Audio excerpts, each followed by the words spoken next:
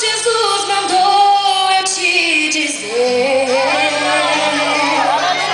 que hoje tem vitória pra você.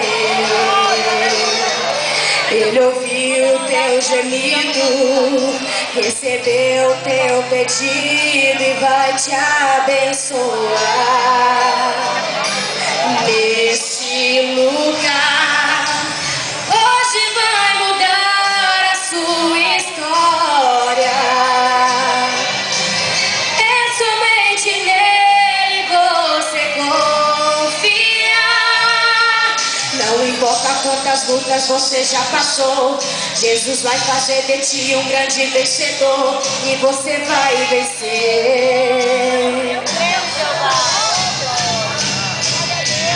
Ele põe o inimigo de cara no chão quando quer fazer de ti um grande campeão. Ele é Deus.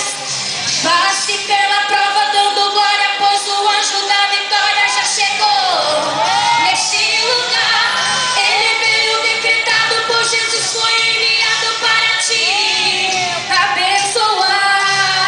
Essa luta vai passar e a vitória vai chegar.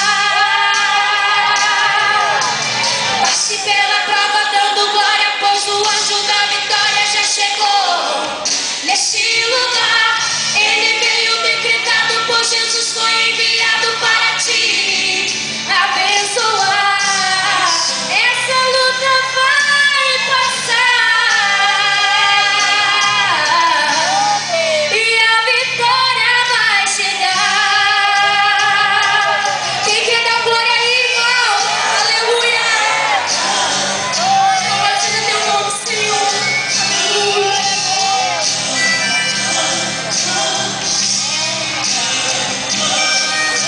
Escuta aí, igreja.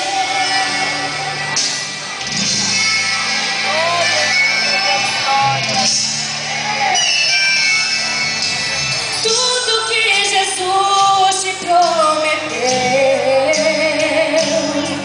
das promessas ele não se esqueceu. Ele é forte e é tremendo, ele tem poder.